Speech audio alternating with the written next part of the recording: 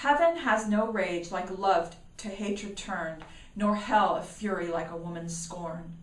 The English playwright William Congreve penned these words in 1697, and more than 300 years later, this theme still rings authentic in our prose, poetry, and drama.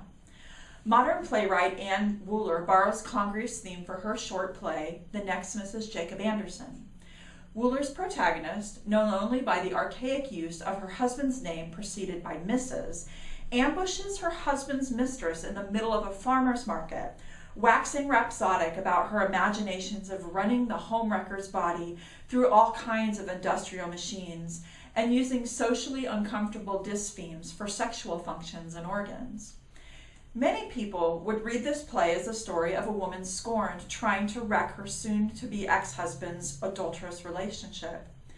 However, such a shallow reading dismisses the deeper vulnerability of the character. She puts on an arena face of sarcasm and assertiveness because she is trying mightily to keep her emotional walls from cracking. Underneath the front is a woman who is scared, searching, and vulnerable now that she's realized she's people-pleased her way into allowing a man to erase her identity, and that terrifies her. When she speaks of having a sort of vision, a feeling of doom, a presentiment for women who give up their identities, the dialogue has her speaking as if this was a past tense happening. However, I believe that this thought is occurring to her for the first time as she is confronted with the reality of Lisa's existence. She sees Lisa, her husband's mistress, morphing into the faces of all the other women with whom her husband has carried on affairs. And she realizes that she too was just another woman on the side. She is wrestling with the fact that once her husband is gone, she's going to have to rediscover her individuality on her own. The Next Mrs. Jacob Anderson by Ann Wooler. Adults are never honest. Let's be children. Let's throw rocks. Let's just weep and say everything we actually think. Why do you love him?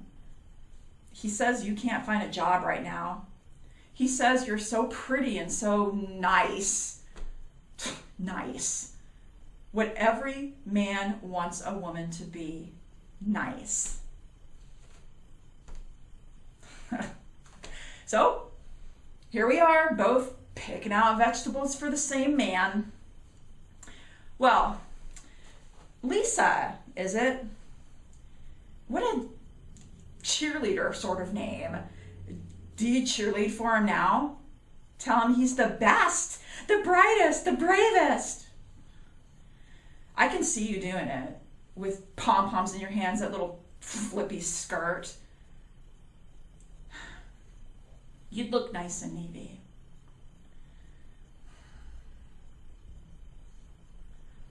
I once had a name, but now it's bitch and second best. It's Mrs. Anderson. Why would you give up your name? Why would you let him erase it from your head with his acid, his sweet, numbing acid? I'll take care of you. I'll take care of everything. All I want is a confession. Is that so hard? Can you face me and confess? Confess how you love my husband?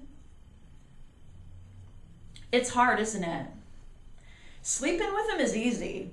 Telling me about it, difficult. The second Mrs. Jacob Anderson. There are many nameless women behind you, many before you. You are not the only one. And what a beautiful love story. We met, we fought it, we fucked. Spare, succinct, to the point. Pfft, nothing flowery or pretty here, just bodies and selfishness.